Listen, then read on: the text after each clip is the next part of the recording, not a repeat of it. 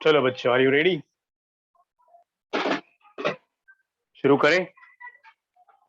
Yes kids, tell me. हाँ sir.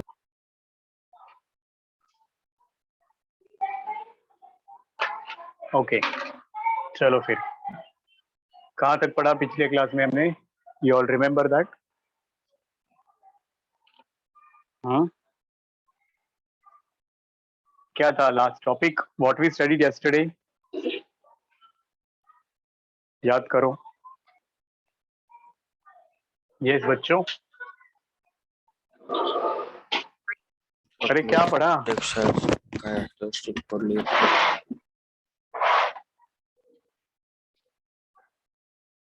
MK ने join किया, is he there? MK not there. Okay, चलो। Aashna is also not there. तो prokaryotic cell शुरू किया था हमने कल, इफ यू ऑल रिमेम्बर, है ना बच्चों? याद आया क्या? तो प्रोकैरियोटिक सेल मतलब बैक्टीरियल सेल। अभी बैक्टीरिया में एक नाम आपने शायद से सुना होगा, स्मॉलेस्ट बैक्टीरिया। पता है आप लोगों को कौन सा होता है smallest bacteria? Do you know that? हाँ बच्चों, स्मॉलेस्ट सेल कौन होता है? Have you heard the name? वो भी एक बैक्टीरियम ही है, which is called as mycoplasma. Very good, yes, mycoplasma. और PPLO, प्लूरोनिमोनिया लाइक ऑर्गेनिजम्स, वो है स्मॉलेस्ट ऑर्गेनिजम्स। करेक्ट। तो हमने कल बैक्टीरियल सेल का एक डायग्राम ड्रॉ किया था, जस्ट शुरू किया था डायग्राम ड्रॉ करने के लिए, पूरा नहीं किया था। आई hope you remember that. Yes children? Yes sir. सिर्फ बॉडी वॉल हमने शुरू किया था। तो बॉडी वॉल में 3 लेयर होते हैं। I hope you remember what are those 3 layers called as. याद है क्या बोलते हैं उन लेयर्स को ऑर्डर में? बोलो बोलो बोलो।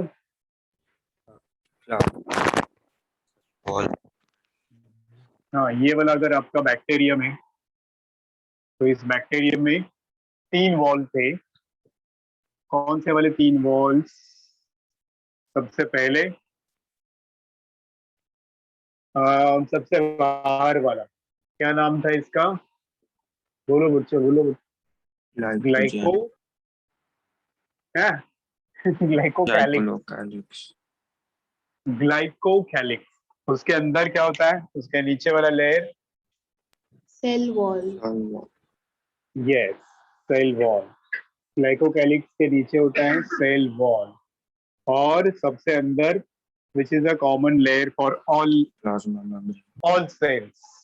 Yes, तो थर्ड सबसे अंदर जो होगा वो होगा ये वाला प्लाज्मा मेम्ब्रेन। बराबर है? This much you all know, I hope ये सब लोगों को याद है। ग्लाइकोकैलिक्स हो गया, सेल वॉल हो गया, और सबसे अंदर होता है ये प्लाज्मा मेम्ब्रेन, राइट? तो इसमें से प्लाज्मा मेम्ब्रेन हम लोग यूकैरियोटिक सेल के साथ में करने वाले हैं। सेल वॉल और ग्लाइकोकैलिक्स हमने कल कर लिया है। आई hope you all remember. Glycocalyx में वो 2 लेयर्स के नाम क्या थे बच्चों? याद करो। Glycocalyx can be hard, can be smooth. तो उसको कुछ बोलते हैं ना, बोलो। What do you call it as? It is known as capsule, and if it is soft, it is known as slime.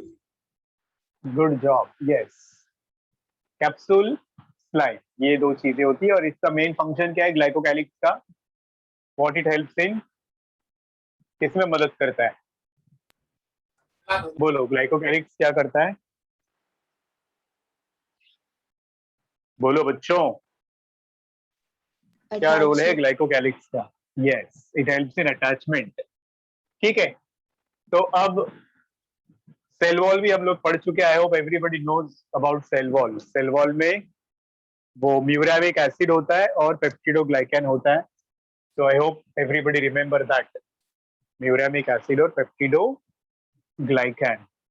चलो अब अंदर जाते हैं, सेल के अंदर घुसते हैं। तो सेल के अंदर हमें क्या मिलता है, क्या दिखता है? So you will see first of all genetic material. इसके अंदर क्या दिखेगा अपने को? प्लास्मिड। जेनेटिक, हाँ वो तो एक्स्ट्रा हो गया। जो नॉर्मल है उसका ओरिजिनल जो जेनेटिक मेकअप है पहले वो देखते हैं ना। तो okay that sir. Will be this single circular DNA. याद आया? क्या रहेगा इसके अंदर? अभी सिंगल सर्क्यूलर डीएनए। तो ये रहा उसका single circular DNA. Is it clear बच्चों? या इसको ही हम लोग बोलेंगे chromosome. They have single chromosome. Single chromosome होगा, सर्क्यूलर क्रोमोसोम होगा। और ये क्रोमोसोम का कैरेक्टरिस्टिक फीचर है कि ये लार्ज इन साइज होता है और ये नेकेड होता है। मतलब हम लोगों में न्यूक्लियस होता है, न्यूक्लियस के अंदर हमारा क्रोमोसोम्स होता है। पर इधर क्या होगा? ये वाला क्रोमोसोम कैसा होता है इनका? It is single. Not only it is single, it is circular, it is huge or it is large in size, it is naked. समझा? It is naked and obviously the DNA will be double stranded. इसका जो DNA है वो कैसा होगा? It will be double stranded, दो strands का double stranded। और उसमें एक चीज नहीं होती, आपने पढ़ा है वो वाली। कौन सी चीज बच्चों? It lacks, क्या लैक करेगा? याद करो, बोलो बच्चों। It lacks what?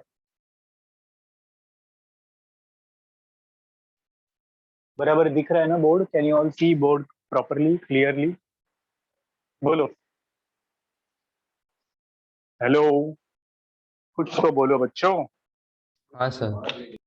सर क्या? जो हमारे डीएनए में होता है लेकिन इसके डीएनए में नहीं होता, वो चीज क्या है? DNA content lower. सर हिस्टोरोप्रोटीन। Histone proteins. अच्छा क्या नहीं होता है इसके पास? Histone histone protein. प्रोटीन्स नहीं होता। यस, तो वो चीज याद रखनी है आपको। DNA is without histone proteins. Alright, histone proteins ये आपको 12th स्टैंडर्ड में डिटेल में पढ़ने को है। ये हिस्टोन प्रोटीन्स होते क्या है? बेसिकली वो रीजन बताया था मैंने आपको। हमारे हाँ सर डीएनए का वो लेंथ ज्यादा होता है, इनका डीएनए शॉर्ट होता है। हाँ तो तो ये लॉन्ग कनेक्ट हिस्टोन करने के लिए। प्रोटीन्स के ऊपर, करेक्ट। तो ऐसे हिस्टोन प्रोटीन्स होते हैं। तो जो लंबा डीएनए होगा वो आएगा, इसके ऊपर ऐसे लपेटेगा खुद को, फिर आगे जाएगा, फिर इसके ऊपर लपेटेगा, फिर आगे जाएगा। तो ऐसे होता है। तो like this. Did you understand बच्चों? What are histone proteins? हाँ सर। जिसके ऊपर डीएनए लपेटा जाता है, but not in us, it is in case, in us not in bacteria. Bacteria में ये हिस्टोन प्रोटीन नहीं होता, उसका डीएनए भी शॉर्ट होता है। क्लियर है? और अब इसमें जो आजू बाजू वाली स्पेस है जिसमें ये क्रोमोसोम लाइड होता है, the place where this chromosome is located, ये वाली जगह, इसको बोलते हैं न्यूक्लियोइड। तो उनका न्यूक्लियस वेल डिफाइंड नहीं होता। कैसा होता है? पुअरली डिफाइंड होता है। और ऐसे पुअरली डिफाइंड न्यूक्लियस को ही बोलते हैं न्यूक्लियोइड। तो in other words we also can say that it is a region in which chromosome lies. क्या है ये बच्चों? Region where chromosome lies. बोलो, समझ में आया इतना? यस बताओ मुझे, everybody understood this much? The region where chromosome lies is known as a ये वाला न्यूक्लियोइड, मतलब उनका पुअरली डिफाइंड न्यूक्लियस ये होता है इधर। अब आ जाओ आगे, चलो अब एक्स्ट्रा डीएनए की बात करते हैं। श्रीकांत, क्या नाम था उस एक्स्ट्रा डीएनए का? बोलो, प्लास्मिड। क्या नाम था उस एक्स्ट्रा? प्लास्मिड। क्या होता है एक्स्ट्रा डीएनए उनमें? Plasmid. So it will be like this, simple, ऐसा एक आध स्ट्रक्चर होगा। एक हो सकता है या बहुत सारे हो सकते हैं, देयर में be hundreds of plasmids also, ये चीज है प्लाज्मिड। अब इसको डिफाइन कैसे करते हैं आप, या कैसे एक्सप्लेन करते हो प्लाज्मिड को बच्चों? तो plasmid is nothing but what? Nitrogen extra fixation में क्रोमोसोमल हेल्प डीएनए। करता है और फर्टिलिटी। तो देखो, हाँ अभी देखो, प्लाज्मिड को कॉमनली बोला जाता है एक्स्ट्रा क्रोमोसोमल डीएनए। क्या क्या बोलते हैं हम लोग इसको? एक्स्ट्रा क्रोमोसोमल डीएनए, ठीक है। और ये एडिशनल क्रोमोसोम है, मतलब नॉर्मल क्रोमोसोम के अलावा ये डबल स्टैंडर्ड डीएनए होता है। तो अगर ये वाला डीएनए हम लोग हटा देंगे बैक्टीरियल सेल से तो बैक्टीरिया मर सकता है। इसको हटा देंगे तो इससे कोई फर्क नहीं पड़ता, मतलब it is not associated with the survival of the original bacterium. तो इसीलिए ये होगा भी नहीं तो भी कोई फर्क नहीं पड़ता, या फिर मतलब ज्यादा मैटर नहीं करता, नहीं होगा तो भी मैटर नहीं करता। अगर है तो कुछ बैक्टीरिया में ये एक्स्ट्रा फंक्शंस में मदद करता है। फॉर एग्जाम्पल अभी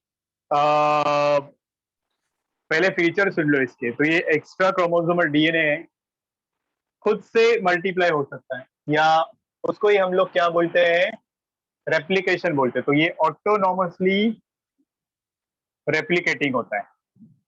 ऑटोनॉमसली रेप्लिकेटिंग मतलब खुद से नया डीएनए बना सकता है। और यही रीजन है, हमने पढ़ा था इसको टिश्यू कल्चर में यूज किया जाता है। तो ये ऑटोनॉमसली रेप्लिकेटिंग है, डबल स्ट्रैंडेड है।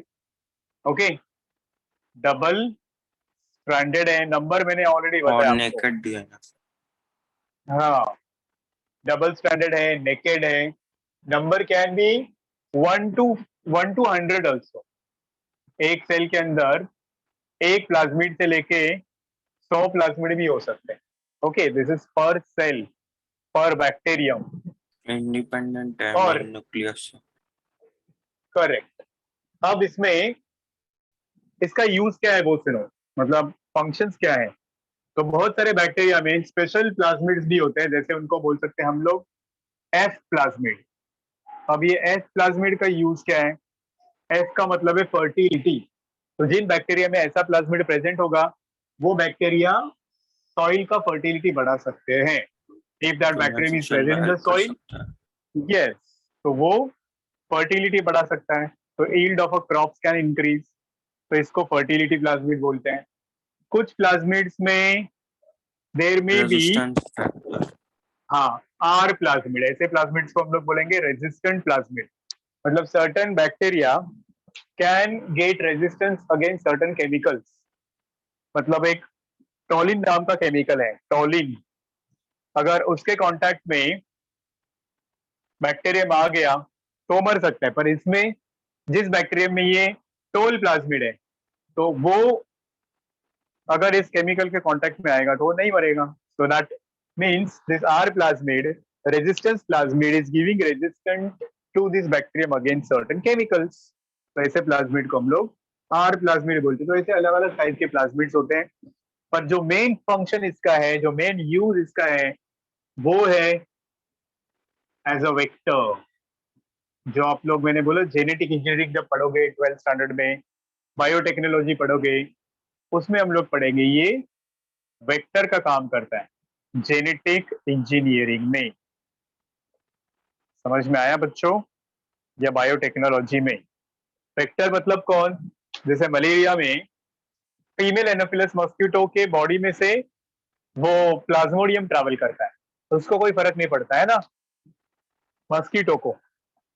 सो डोनर से रेसिपिएंट में सिर्फ वो जेनेटिक मटेरियल कैरी करने का काम ये वाला प्लाज्मिड्स करते हैं, और इसके अंदर ये मल्टीप्लाई भी करते हैं, तो वो जेनेटिक मटेरियल बढ़ भी सकता है। So that is what the characteristic feature you all need to remember about. ठीक है बच्चों, is this clear? Tell me, ये वाला सब पार्ट समझ में आया? Yes, sir. क्रोमोसोम क्या होता है समझ में आया? न्यूक्लियोइड क्या होता है? प्लाज्मिड क्या होता है? Is this clear to everyone? बोलो। अब आ जाओ आगे, अगला वाला सेल ऑर्गेनेल इसमें जो होता है वो वाला पढ़ते हैं हम लोग, राइबोसोम। इरेज करूं ये वाला थियरी पार्ट इसमें से? चला है? So 1 minute. ठीक है, ओके।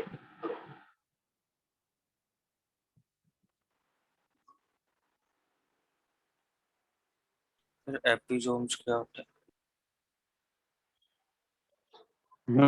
एपिसोम्स ना, wait done. Yes, where you read that episomes, बताओ। सर ट्रूमैन में पढ़ा था मैं, प्लाज्मिड क्या से पढ़ा? रिलेटेड था कुछ। हाँ, वो भी एक स्पेशल टाइप ऑफ प्लाज्मिड होता है, मतलब प्लाज्मिड में भी टाइप होता है एपिसोम, मतलब कुछ इस डीएनए के साथ में इंटरेक्ट कर सकते हैं। दो टाइप के प्लाज्मिड है, एक जो इस डीएनए में घुस सकते हैं और दूसरे जो घुस नहीं सकते। तो एपिसोम्स मतलब ऐसे प्लाज्मिड जो इस डीएनए का पार्ट बन सकते हैं, they can work as a part of this DNA without disturbing the function. Sir permanently समझ होता में है? आया क्या बोला मैंने? हाँ, समझ में आया क्या बोला मैंने? Yes There sir. are certain plasmids हाँ। which can enter into the original chromosome and work as a part of it. हाँ बोलो बोलो बोलो बोलो। प्लाज्मिड में डबल स्टैंडर्ड लिखा वो क्या है? अरे डीएनए कैसा दिखता है? ऐसा दिखता है ना अच्छा, ये। स्ट्रैंडेड। अच्छा अच्छा, ओके, सॉरी। हाँ, समझ में आया? ये वाला भी एक और टाइप है, हाँ। देखो, एपिसोम्स। एपिसोम्स मतलब ऐसे प्लाज्मिड्स जो ओरिजिनल डीएनए के साथ में मिक्स होके उसके जैसा ही काम कर सकते हैं, बिहेव कर सकते हैं without disturbing any functions of the bacterium. Am I clear? हाँ बच्चों, और सर सीलो साइनोजेनिक फैक्टर्स क्या होता है? बताता हूँ चलो। वो पिगमेंट्स तैयार करने वाला होगा। Now I will tell you. चले प्रोसीड, ये इरेज करूं मैं? Yes, sir. हाँ सर। चलो आगे बढ़ो अभी।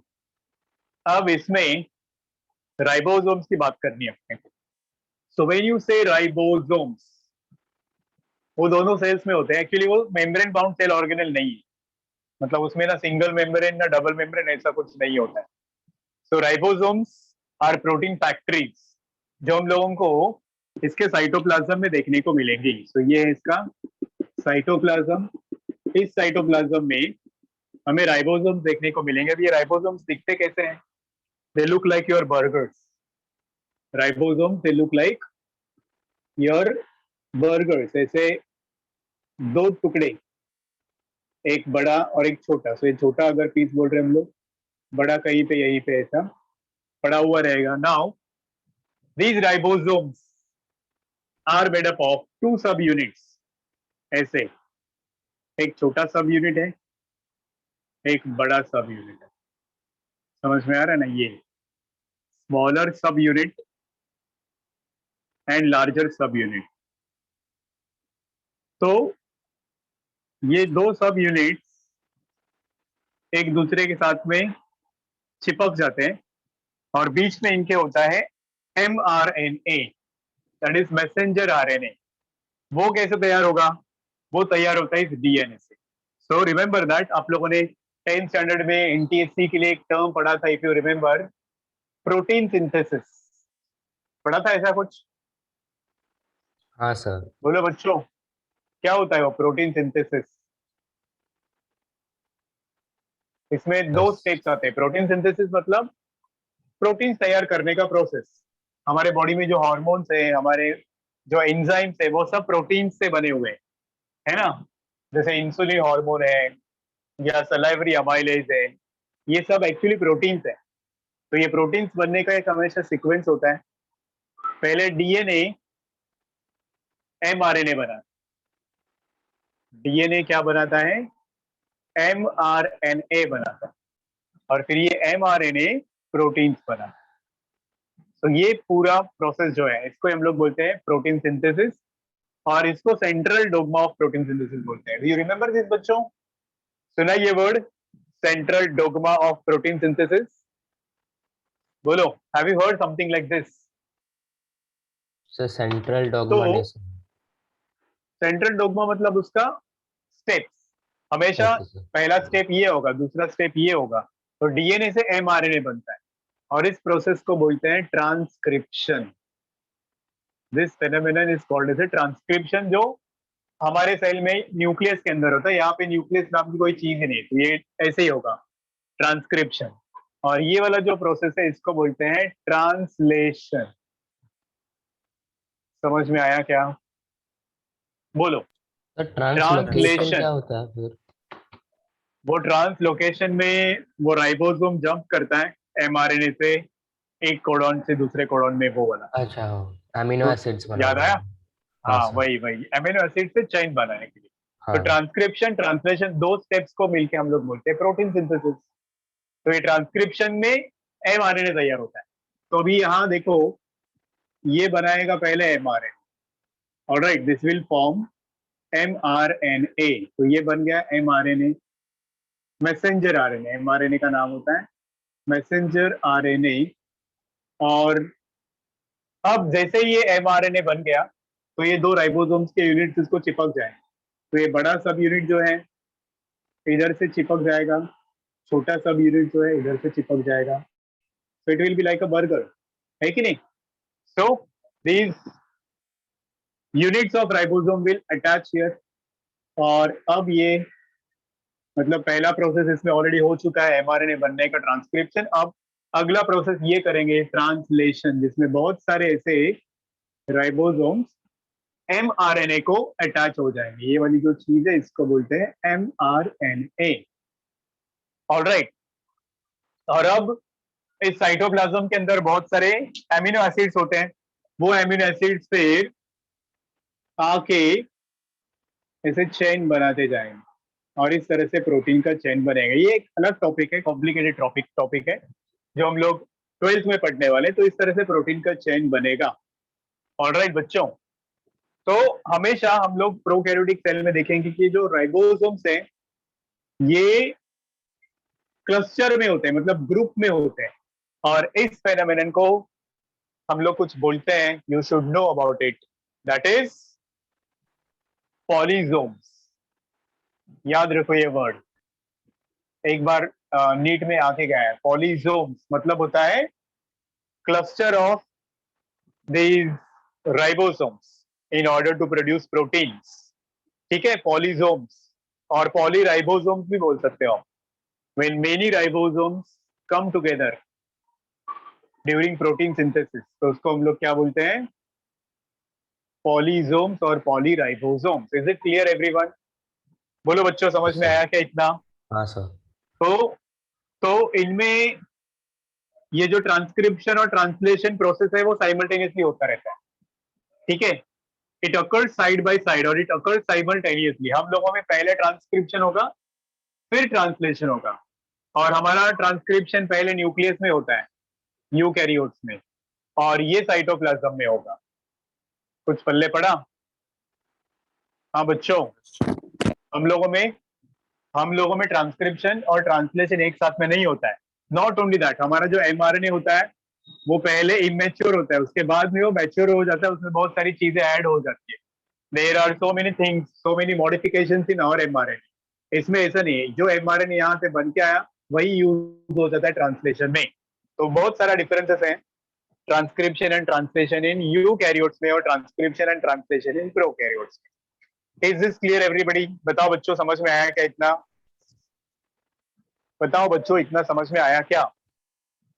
और ये पॉलीजोम्स नीट में आया हुआ क्वेश्चन है, it was asked in the NEET examination once. तो ये आपको मालूम होना चाहिए होता क्या है पॉलीजोम्स। क्लियर है? अब एक दो चीजें और इन राइबोसोम्स के बारे में याद रखिए कि राइबोसोम्स में ये दो सब यूनिट्स होते हैं, वो दोनों जब साथ में आ जाते हैं और तब हम लोग इसका जो सेंट्रीफ्यूगेशन रेट देखते हैं वो कितना होता है बच्चों? याद करो, प्रोकैरियोटिक सेल के लिए 70s होता है और यूकैरियोटिक सेल के लिए यही 80s होता है। डू यू रिमेम्बर दैट बच्चों? प्रोकैरियोटिक सेल में जो राइबोसोम्स होते हैं वो 70s टाइप के होते हैं, यूकैरियोटिक सेल में जो और राइबोसोम्स होते हैं वो एटीएस टाइप के होते हैं। हमने पढ़ा था डिफरेंस में प्रोकैरियोटिक और यूकैरियोटिक सेल का। आई hope you remember that. Do you remember that बच्चों? Yes. बोलो। Sir. तो हाँ, आगे बढ़ो। अब अगेन जब ये अलग हो जाएंगे तो क्या बोला था मैंने, ये स्मॉलर सब यूनिट का रेट ऑफ सेंट्रीफ्यूगेशन कितना होता है? 50. 30s। और इसका कितना होता है? 50s। तो 50 स्वेट बग्स, 30 स्वेट बग्स। ये जब अकेले अकेले होते हैं, जब ये अलग अलग होते हैं, तब इनका सेंट्रीफ्यूगेशन रेट होता है। जब ये साथ में आ जाते हैं तो इसका सेंट्रीफ्यूगेशन रेट 70s हो जाता है। तो अब और एक चीज है जो नीट में पूछी जाती है, आपको मालूम होना चाहिए Sorry. कि ये राइबोसोम्स हम लोगों को Yes. माइटोकॉन्ड्रिया के अंदर भी हमें राइबोसोम्स दिखते हैं, पता है आपको?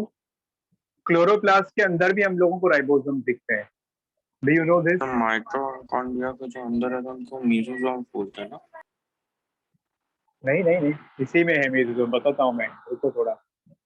ये सुना है आप लोगों ने, माइटोकॉन्ड्रिया के अंदर भी राइबोसोम्स होते हैं, क्लोरोप्लास्ट के अंदर भी राइबोसोम्स होते हैं, पर ये वाले सेल ऑर्गेनेल्स बैक्टीरियल सेल में, मतलब ये माइटोकॉन्ड्रिया बैक्टीरियल सेल में नहीं है या क्लोरोप्लास्ट बैक्टीरियल सेल में नहीं है। तो ये जो माइटोकॉन्ड्रिया और क्लोरोप्लास्ट के अंदर जो राइबोसोम्स होते हैं वो 70s टाइप वाले ही होते हैं, याद रखो। 70s type of ribosomes are present inside mitochondria, inside chloroplast. तो इसका कुछ मतलब है बच्चों, there is some meaning behind this, और वो मीनिंग ये है कि ये माइटोकॉन्ड्रिया, ये क्लोरोप्लास्ट पहले प्रोकैरियोटिक सेल हुआ करते थे। मतलब इनका अगर हम लोग ओरिजिन देखने जाएंगे तो origin wise it is believe that, it is observe that mitochondria chloroplast खुद एक सेल थे और वो प्रोकैरियोटिक सेल थे, इसलिए उनके अंदर ऐसे सेल ऑर्गेनेल्स पाए जाते हैं। और वो प्रोकैरियोटिक सेल थे तो उनके अंदर जो राइबोसोम मिलेगा वो 70s टाइप का ही मिलेगा। इसको बोलते हैं एंडोसिम्बायोटिक ओरिजिन। इनका अगर ओरिजिन हम लोग देखेंगे तो उसको बोलते हैं एंडोसिम्बायोटिक ओरिजिन, जो बताता है कि ये प्रोकैरियोटिक सेल थे पहले, बाद में वो यूकैरियोटिक सेल में ऐड हो गए प्रोकैरियोटिक सेल, और एक सेल ऑर्गेनेल का काम करने लगे, जो कि mitochondria power house of cell बन गया, chloroplast kitchen of the plant cell बन गया, यू नो, जहां पे फूड तैयार होगा। तो that is what you need to remember about बच्चों। ये भी एक और इम्पोर्टेंट एक नीट क्वेश्चन हो सकता है आपका कि माइटोकॉन्ड्रिया के अंदर और क्लोरोप्लास्ट के अंदर कौन से टाइप के राइबोसोम्स पाए जाते हैं। Am I clear with this? So there was some scientist Palade, इसलिए इनको पलाडेस पार्टिकल्स भी बोलते हैं। Ribosomes are also called Palade's particles. ये एक बार कंफर्म करो, कौन डिस्कवर किया था राइबोसोम्स को? Should be the same, scientist का नाम है पलाडे, तो इसको पलाडेस पार्टिकल्स भी बोला जा सकता है। Am I clear with this everybody? हाँ सर, करेक्ट बोलो है। बच्चों। Palade's particles. तो ये भी एक और चीज याद रखो, ribosomes are also called as protein factories, they are also called as a Palade's particles. चलो, इसमें किसी को कोई दिक्कत है, कोई शक है, कोई डाउट है? आगे बढ़े अपन लोग। हाँ बच्चों, हाँ सर। बोलो। इरेज करूं थियरी वाला पार्ट? चला, erase this theory part. Yes sir. Girls चलाएं? Yes, sir. चलो आगे बढ़ो। अब हम लोग देखते हैं अगला पार्ट इस बैक्टीरियल सेल के अंदर या फिर प्रोकैरियोटिक सेल के अंदर, जिसका नाम है मेसोसोम। उपमन्यु वही बोल रहे थे ना, मेसोसोम्स, करेक्ट? या Yes. एक और भी वो छोटा पार्ट होता है जिसको हम इंक्लूजन इंक्लूजन बॉडीज बोलते हैं। हाँ, chromatophores is also there, inclusion bodies are also there. चलो पहले क्रोमैटोफोर्स बताता हूँ आपका। So when you say chromatophores, नाम से ही कुछ पता चल रहा है ना, क्रोमा मतलब कलर होता है ना, क्रोमोसोम्स में भी क्रोमा होता है। तो क्रोमैटोफोर्स क्या होते हैं? इनके अंदर डायरेक्टली क्लोरोप्लास्ट नहीं होता है, इनके अंदर वो प्लास्टिड्स नहीं होते हैं, उसके बदले इनके अंदर पिगमेंट्स होते हैं। स्पेशली वो बैक्टीरिया जो ऑटोट्रॉफिक होते हैं, उनको हम लोग क्या बोलेंगे? ऑटोट्रॉफिक बैक्टीरिया, मतलब ब्लू ग्रीन एल्गे, है कि नहीं? तो ब्लू ग्रीन एल्गे के अंदर जो पिगमेंट्स होते हैं वो स्टोर्ड होंगे यहाँ पे प्लाज्मा मेम्ब्रेन को अटैच जैसे कुछ फिंगर लाइक स्ट्रक्चर्स के अंदर, और इसको ही बोलेंगे हम लोग क्रोमेटोफोर्स, कुछ अलग नहीं है। पर किस में पाए जाएंगे ये chromatophores? Only those bacteria which are photosynthetic. ठीक है, chromatophores are the pigments which are responsible for photosynthesis. समझ में आया बच्चों? Photosynthetic pigments are stored inside chromatophores or these finger-like structures in case BGA, blue-green algae, or they are also called as cyanobacteria. हो गया clear ये? अब देखो अगला वाला पार्ट या अगली चीज इनके बारे में you can remember about inclusion bodies. आपके टेक्स्ट बुक में दिया हुआ वर्ड है ये, इंक्लूजन बॉडीज। मतलब क्या क्या होता है ये इंक्लूजन बॉडीज? मीनिंग है food which is stored inside the bacterial cell. तो अब इस बैक्टीरियल सेल में अलग अलग टाइप के फूड स्टोर्ड हो सकते हैं अलग अलग फॉर्म में। जैसे कि सबसे कॉमन जो फूड स्टोर्ड होगा that would be in the form of this glycogen granules. ठीक है, ये हो गया आपका glycogen granules. Okay. phosphate granule. Likewise हाँ वैसे ही हो सकते हैं phosphate granules. There could be phosphate granules. All right. or So food volatile. can be stored in various forms. Yes, food can be stored in various forms. जैसे कि glycogen granules, जैसे कि phosphate granules, और कुछ और pigments भी हो सकते हैं Cyanophycin जैसे कि granules. yes, cyanophycin granules. There can be some more pigments like क्या बोलेंगे हम लोग उनको, ये cyanophycin granules. Is it clear बच्चों? cyanophycin granules, मैंने बोला था एक डायग्राम में पूरा प्रोकैरियोटिक सेल हो जाएगा आपका, और इन तीनों को मिलके हम लोग बोलते हैं inclusion bodies. Am I clear बच्चों? तो ये जो साइनोफाइसिन ग्रेन्यूल्स होते हैं ये भी ब्लू ग्रीन एल्गे में ही पाए जाएंगे। Cyanophycin granules are again found in this blue green algae. Okay, तो ये भी एक काइंड ऑफ स्टार्च है। बाकी साइनोफाइसिन ग्रेन्यूल्स और स्टार्च सर या फिर फॉस्फेट। बोलो बच्चों, सर मेसोसोम्स बोलो बोलो। क्या है? वही एक मेरे को कंफ्यूज हो गया। वही पढ़ना है। हाँ तो अभी अच्छा। तक पढ़ाया कहाँ मैंने, अभी पढ़ाऊंगा मैं। आई विल टीच अच्छा इट ठीक नाउ। Okay sir. चलो रेडी फॉर इट? मेसोसोम्स के लिए तैयार हो आप लोग? हाँ पढ़े सर। अभी? Yes, sir. सुन लो चलो। Mesosomes are actually some finger like projections. कुछ फिंगर लाइक प्रोजेक्शंस अराइज होते हैं from the Villi plasma membrane. यहां से न्यूक्लियस के नजदीक प्लाज्मा मेम्ब्रेन से कुछ ऐसे फिंगर लाइक स्ट्रक्चर्स न्यूक्लियस के कांटेक्ट में आ जाते हैं, बस इनको बोलने का मेसोसोम। समझा क्या? क्या होते हैं मेसोसोम्स? Mesosomes are some finger-like projections which are in close contact with the nucleus. All right, extension of, you can say, plasma membrane. Extension of plasma membrane in the form of finger-like structures is called as a mesosome. Sir और close contact ये to nucleus, ये क्या है? Nucleus नहीं है, फिर chromosome बोलो। Nucleus के न्यूक्लियोइड। बदले अच्छा उसके ओके। क्रोमोसोम। हाँ वही, in close contact with this chromosome or in close contact with the DNA, it is called as मेसोसोम्स। ठीक है, तो ये फिंगर लाइक दिखता है, और फिंगर लाइक स्ट्रक्चर्स तो हम लोगों के माइटोकॉन्ड्रिया में भी होते हैं। तो कभी कभी इसको हम लोग होमोलोगस ऑर्गन या होमोलोगस टू माइटोकॉन्ड्रिया भी बोलते हैं। Mesosomes are referred as a homologous to mitochondria as it shows those finger like structures. You remember cristae mitochondria के अंदर जो होते हैं वैसे। पता है माइटोकॉन्ड्रिया का इनर मेम्ब्रेन मालूम है कि नहीं? माइटोकॉन्ड्रिया का इनर मेम्ब्रेन में भी फिंगर लाइक प्रोजेक्शंस होते हैं। अब ये मेसोसोम्स में तीन चीजें हैं। It is made up of 3 things. कौन सी 3 चीजें?